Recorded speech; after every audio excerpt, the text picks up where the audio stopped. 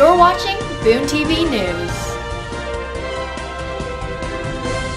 This week at Boone High, a new idea for celebrating homecoming will be taking place. There will be an update on the attendance challenge, and senior football players take the spotlight. Hello! For homecoming next week, here's the schedule for all the events.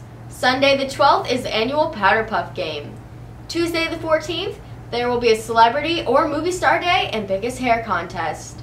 Wednesday the 15th is Twin Day plus biggest muscles and sexy legs contest. Thursday the 16th is Day and the Mr. Irresistible Challenge. Friday the 17th, there will be Spirit Day, the Pep Assembly and Coronation, and the homecoming game versus Webster City at 7:30 p.m.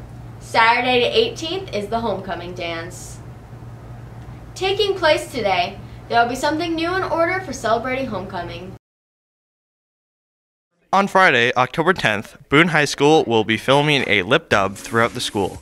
The students will be released at 2:30 and have 5 to 10 minutes to change and get to their assigned spots. Seniors Ellen Tittman and Haley Osborne teamed up with Principal Mr. Byam in order to plan the details of the video. This is a new year, a new start, and I want everyone involved. And I thought this would be a great way to start off homecoming. In preparation for the lip dub, we contacted some people that could mix music for us, and we had students decorate posters in Advisee the Wednesday before, and then we just kind of planned out where people are going to be and the path we're going to take with the camera, and then who was going to be singing from the senior class. The video will be revealed to the students and the public at the homecoming pep assembly. This has been Aaron Michael from Boone TV. Now back to the studio. Attendance has been a key subject to Boone High. Joey Brooks has an update on the attendance challenges. Boone High School started off the year with lower than average attendance at 92%. With weekly attendance challenges given to the school by Mr. Byam, this year the Toreadors raised their attendance to 96%. Challenges that Byam has given in order to keep the kids in the class were to tweet selfies and comments about the teachers. Another thing to improve attendance is to give candy to the kids that are already in class in order to keep them there. I think it puts a spotlight on how important it is to be at school. Anytime that you set a standard for kids, they always reach it, and nobody can rise to low expectations. The younger grades, the freshmen especially, seem to have the advantage because they don't always have the capabilities, driver's licenses, for example, in cars. Tweeting a whole bunch when we were doing the Twitter challenges, I think it was just a good way to get the senior class active. After the 6th week of the attendance challenge, the seniors are in the lead with 35 points, closely followed by the freshmen with 31. This has been Joey Brooks with the Boone TV News. Thanks, Joey. Math teacher Mrs. Bass has been influencing many students in a positive way. Aaron Michael has more. As a teacher of Algebra 2 and Pre-Calculus, Mrs. Bass's class is one most kids will see throughout high school. Not only is she a mainstay here at the high school math department, she also coaches 8th grade track. This is the start of my 31st year. I came in 1984. This year I'm teaching Pre-Calc and also Algebra 2. At Boone High, I'm currently the head of the math department, and I also am a 7th and 8th grade girls track assistant coach, working with the shot and discus throwers. My favorite part of teaching is probably helping kids that have problems learning math to be able to figure out the concepts, and I definitely like working with the TI-84 Silver Plus calculator, teaching kids how to notice the difference of what the different graphs are and how the graphs compare with the algebra concepts that we're trying to get across to them. Students Rachel Braun and Joey Brooks have been influenced greatly by Mrs. Bass. Mrs. Bass comes up with creative ways to help me remember things. Mrs. Bass has helped me with her sense of humor and how it gets me through the day, and it just makes me laugh every day, every period. To prepare kids for life after high school, I try to help them as much as they can with their learning how to do the math and connecting the math to what they need to learn in the future, and then also just how to become a lifetime learner so that they can learn whatever class they end up with in college. This has been Aaron Michael from Boone TV, signing off. Thanks, Aaron. Senior football players are having a rough season, but that doesn't bring them down. Here's Bailey Turner with the players. Boone High has one exciting group of seniors. All these kids are great on and off the field, even though the season hasn't gone exactly according to plan. But it's not just over yet. I plan on turning season around by working harder in the weight room and working harder in practice and staying focused. If these seniors can put together 3 straight wins here at the end, they can clinch a playoff berth, something most would not have expected. Toradors have had a roller coaster season and had some very high points. Ashton Clemens is tied for first for the most fumble recoveries in 3A, contributing to BHS's 18 takeaways this season. For the best moment of my year so far for football, just has to be how close the team's gotten. Especially the seniors. Enjoyed the time I've had with my teammates. We've made a lot of memories, even though we haven't played the best. And they're my best friends, and I've loved every moment. Boone has played 5 top 10 teams in the past 6 weeks. It has been a rough schedule for this group of seniors. Boone ends the season with 0-6 Algona, 2-4 Greene County, and 2-4 Webster City. And I would like to see them still coming out and supporting us. We still have a shot towards the playoffs, and we got 3 more games to win. We have 3 games left on the season. We just got to go out and get that W, work hard, and hopefully get a playoff game. We're the only ones who get the job done. We're the Boone Doors, baby. All 3 of these teams, including the Toradors, are hungry for a playoff spot, so the season should have an exciting end to it, and it starts Friday night when Boone travels to Algona. This has been Bailey Turner from Boone TV Sports. Thanks, Bailey. Cheerleaders are a big part of getting students and staff pumped up for the football games. Claire Anderson has more on how the cheerleaders prepare. An exciting part of the fall season is the football Friday nights at Gebbinger Field. While the guys are competing hard on the field, the varsity cheerleaders are busy pumping up the crowd. The Torador cheerleaders not only prepare for Friday nights, but are also working hard to prepare for the state competition in November.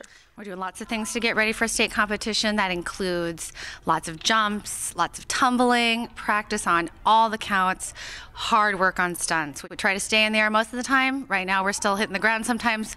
We need to make sure they all stay in there. I'm going to miss the state competition the most because it's something we work really hard to get better at every year, and I think this year is going to be one of the best. And work on our stunts for the state routine because they are really hard this year, and that's going to help us do better than 5th.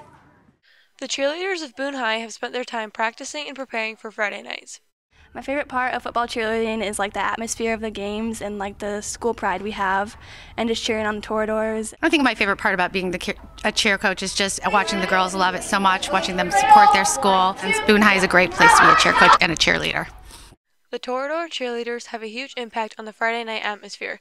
They have been working hard and are looking forward to performing at the state competition. This has been Claire Anderson with Boone TV Sports. Thanks, Claire. Here's a recap on how the football team fared against Carroll. Justin Elsner has the information.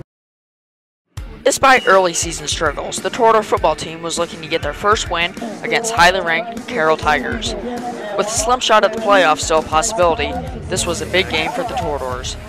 On just the second play of the game, Carroll coughed up the ball, and Boone recovered it for their first chance to put points on the board. The Torador defense held the #1 team in the district to just 7 points in the first quarter and an additional 7 points in the second quarter.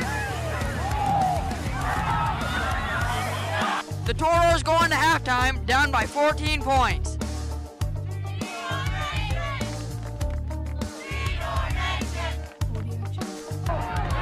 The Torador defense started the second half, stopping the Carroll offense once again, but the Tigers tacked on 2 more touchdowns and a safety to make the score 30-0 heading into the fourth quarter.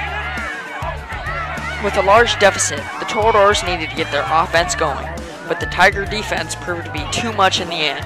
Carroll added 2 more touchdowns in the fourth quarter to make the final score 44-0.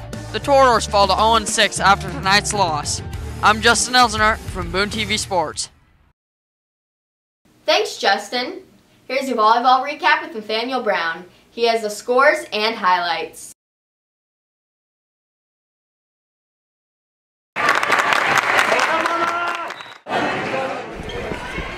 The number 9 ranked Torador volleyball team brought their A game during a triangular Tuesday night at Boone High. The Doors started the night just barely losing the first game against the Greene County Rams. Boone turned the night around by taking the next 2 games for a win against the Rams. The Toradors kept their strong play taking the first 2 games to cruise to an easy victory over Gilbert. Mariah McPartland helped pull the Toradors with a total of 32 kills Tuesday night. Carrie Overland contributed to the Torador win with her 53 assists during the triangular.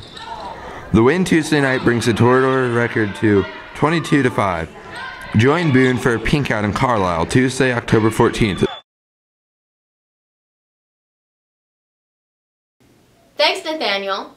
Thanks for joining me this week. Stay tuned to next Friday for next week's news. But before we leave, here's Question of the Week.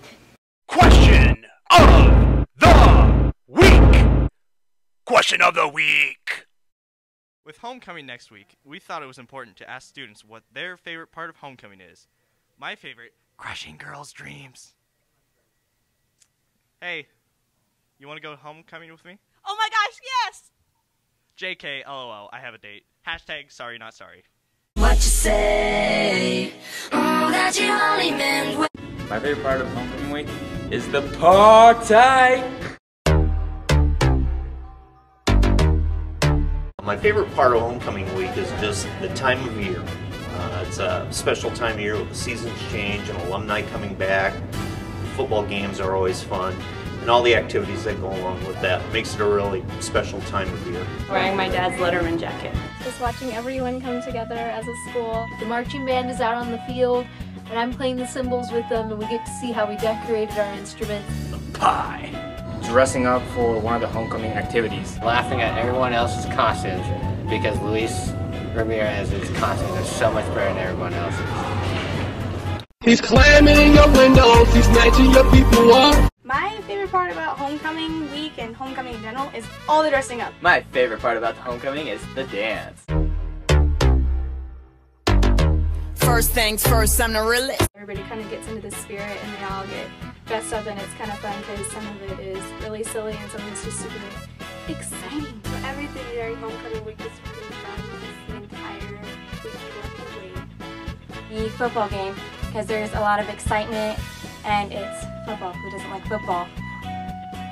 Dress up days! I'm looking forward to the Marching Band halftime show. My favorite part of homecoming is doing the street cop dance. From LA to Tokyo, I'm so fancy. Can't you taste this gold? Remember my name, to blow. Question of the Week! Question of the Week!